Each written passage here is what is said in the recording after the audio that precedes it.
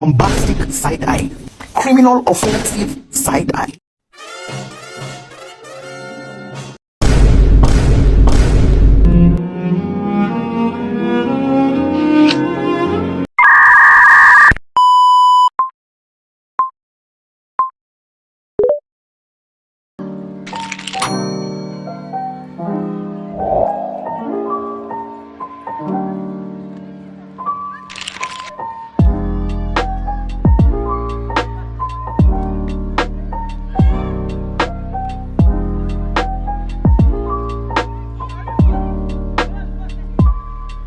Hai teman-teman, Assalamualaikum warahmatullahi wabarakatuh. Perkenalkan, nama saya Baby Aneka Putri dari Prodi Sistem Informasi Fakultas Sains dan Teknologi.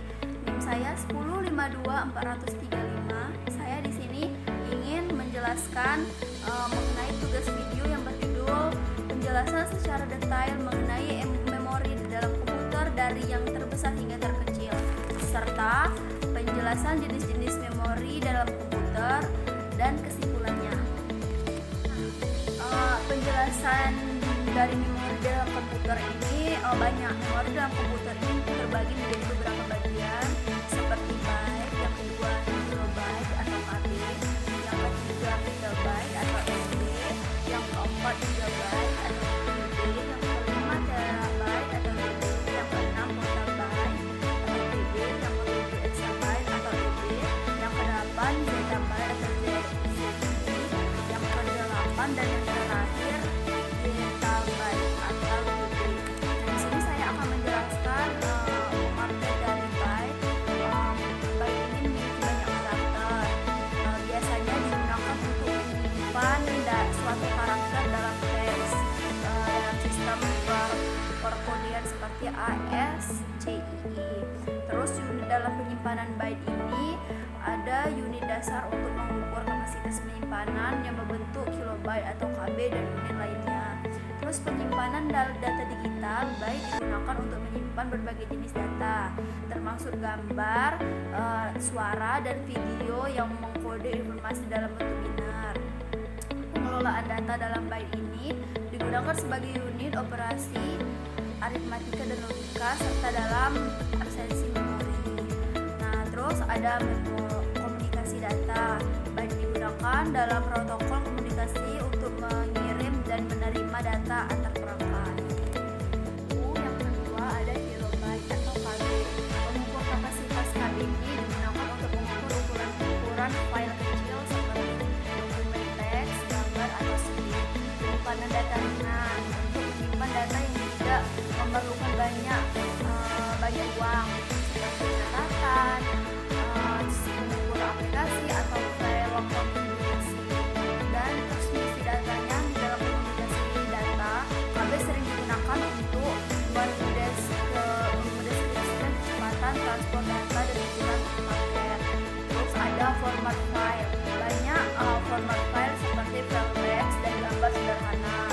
Nah, terus itu diukur dalam kilobyte, membantu pengguna memori ukur dan kebutuhan penggunaan. Yang terakhir ada optimalisasi memori. Dalam membentuk perangkat lunak di kilobyte ini, pengukur membantu penyimpanan mengelola pengguna memori dengan sumber daya dan efisien. Nah, di sini yang ketiga ada megabyte. Megabyte ini untuk menyimpan file sedang. Digunakan untuk mengukur ukuran file yang paling besar seperti gambar kualitas tinggi, lagu, dan dokumen panjang. Lalu media digital cocok untuk menyimpan konten melihat seperti video. Dan transmisi data digunakan dalam pengukuran kecepatan transfer data di internet dan jaringan singkat dalam MB per detik atau MB per S. Ada instalasi software. Banyak aplikasi dan software diukur dengan megabyte, membantu menggunakan memori ruang penyimpanan yang diperlukan, serta pengelolaan datanya. Dalam analisis data, megabyte digunakan untuk menyimpan data yang tidak terlalu besar, mendukung pengelolaan dan analisis. Selanjutnya ada gigabyte. Gigabyte ini penyimpanan data yang besar. Gigabyte digunakan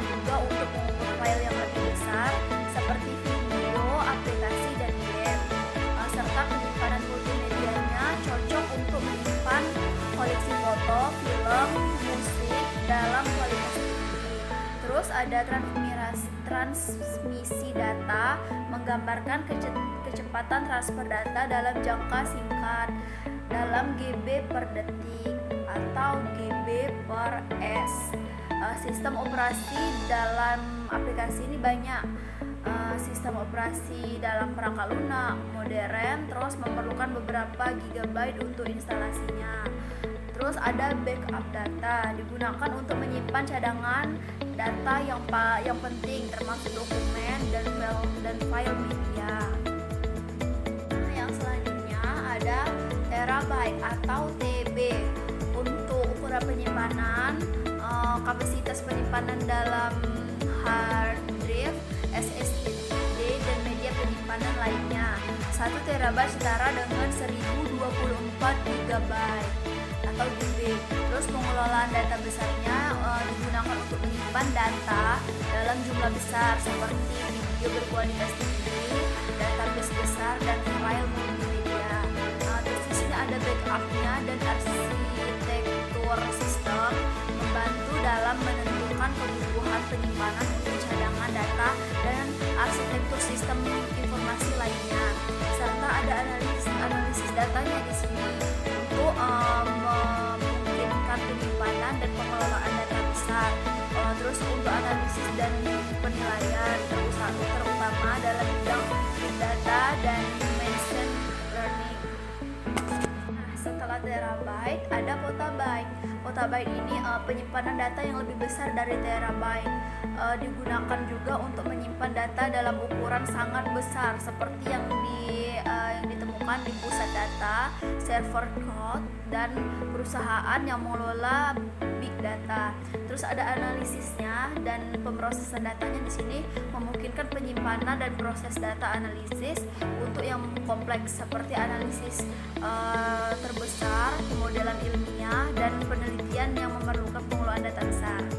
Terus di sini ada arsitektur datanya digunakan dalam penerimaan Microsoft dan infrastruktur TI untuk organisasi yang memerlukan kapasitas yang besar seperti perusahaan teknologi, lembaga penelitian, dan penyediaan layanan cloud.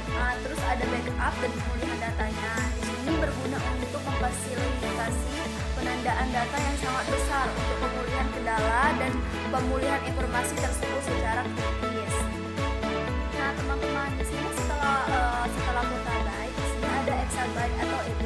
Kalian pernah dengar tidak EB? Nah, kalau tidak, di sini saya akan menjelaskan mengenai memori EB atau exabyte. Di EB ini atau exabyte penyimpanan datanya skala besar digunakan untuk menyimpan data dalam jumlah yang sangat besar, seringkali digunakan oleh perusahaan teknologi besar, penyedia layanan cloud, dan lembaga penelitian. Terus ada big data dan analitik. Di sini memfasilitasi analisis dan pemrosesan big data, termaksud penjelasan data dari berbagai sumber seperti sensor IoT atau media sosial dan transaksi bisnis.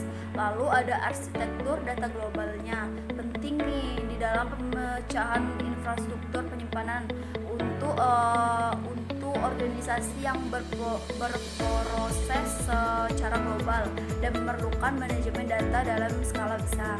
Terus di sini ada backup dan pemulihannya, teman-teman. Nah, backup dan pemulihan ini menyediakan solusi untuk pemasaran data besar yang mencakup informasi kritis dan penting bagi organisasi besar. Dan terakhir ada inovasi teknologinya di sini. Nah, di sini inovasi teknologinya mendorong pengembangan teknologi penyimpanan dan pemrosesan data yang lebih efisien seperti teknologi penyimpanan berbasis cloud dan sistem penyimpanan terdistribusi. Nah, setelah exabyte di sini ada zettabyte. Kalian tahu tidak zettabyte itu apa? Zettabyte itu penyimpanan data ultra besar digunakan untuk mengukur dan menyimpan data dalam skala yang sangat besar. Seringkali terkait dengan tren data global dan infrastruktur TI besar. Di sini ada juga big data dan analisis lanjutannya. Memfasilitasi analisis data dalam jumlah ekstrim, termasuk aplikasi seperti kecerdasan buatan, pemrograman mesin, dan efisiensi produktif. Terus ada pengelolaan dan manajemen data globalnya di sini. Ini untuk menjadi penting dalam perusahaan teknologi besar dan penyediaan layanan cloud yang menangani volume data yang sangat besar dari pengguna di seluruh dunia. Terus ada Internet of Things atau IoT, mendukung penyimpanan dengan pengelolaan data yang dihasilkan oleh perangkat IoT ini yang terus meningkat seiring dengan perkembangan jaringan dan perangkat pintar. Terus di sini ada backup dan pemulihan data skala besarnya, menyediakan solusi untuk cadangan data yang sangat besar, memastikan kendala dan analitis atau aksesibilitas informasi penting bagi organisasi besar. Nah, selanjutnya yang terakhir ada yottabyte atau GB.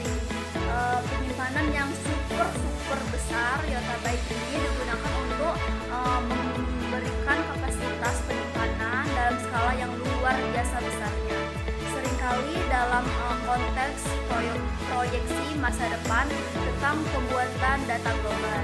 Terus ada infrastruktur cloud-nya diterapkan dalam perencanaan dan pengelolaan pusat data secara besar, serta layanan cloud yang menangani data dalam jumlah sangat tinggi, termasuk perusahaan teknologi besar. Terus ada big data dan analitiknya di sini. Big data dan analitiknya di sini untuk pengelolaan data analisis data yang sangat besar, mendukung inovasi dalam bidang kecerdasan buatan dan pembelajaran mesin. Terus ada Internet of Things atau IoT, mendukung penyimpanan data yang dihasilkan oleh jaringan perangkat IoT yang harus berkembang, yang dapat menghasilkan volume data yang sangat tinggi. Terus ada perkembangan teknologi penyimpanannya di sini teman-teman, mendorong pengembangan teknologi menyimpan dan memanajemenkan data yang lebih efisien untuk menangani volume data yang terus-menerus membesar dari zaman ke zaman atau dari generasi ke generasi. Terakhir ini ada jenis-jenis memori di dalam komputer. Karena di sini saya juga membuat kesimpulannya teman-teman. Nah, baiklah saya akan menjelaskan jenis-jenisnya dulu. Jadi jenis-jenis memori di dalam komputer ini terbagi menjadi 4 bagian. Yang pertama memori utama atau RAM, yang kedua sekunder, yang ketiga cache memory, dan yang keempat ada virtual memory. Yang pertama ada memori utama atau RAM, random access memory, digunakan untuk menyimpan data dan instruksi yang sedang digunakan oleh CPU. Karakteristiknya seperti verlatik, artinya data hilang saat daya ditekan. Yang kedua ada memori sekunder, definisinya menyimpan permanen seperti HDD, SSD atau USB serta flash drive. Karakteristik data tetap ada meskipun daya dimatikan. Yang ketiga ada cache memory. Definisi dari cache memory sendiri adalah memori cepat yang terletak di dalam CPU untuk mempercepat akses data. Karakteristiknya ini seperti berukuran kecil tetapi sangat cepat, terdiri dari L1, L2, dan L3 cache. Yang keempat ada virtual memory. Definisinya menggunakan ruang penyimpanan sekunder untuk memperluas kapasitas memori utama. Karakteristiknya menggabungkan RAM dengan ruang disk untuk memberikan close kapasitas memori yang lebih besar. Nah, serta terakhir ada kesimpulannya teman-teman. Nah, kesimpulan dari semuanya, memori komputer terdiri dari beberapa jenis ukuran, dari byte yang paling kecil hingga yottabyte yang sangat besar. Masing-masing memiliki peran penting dalam operasi komputer, serta penyimpanan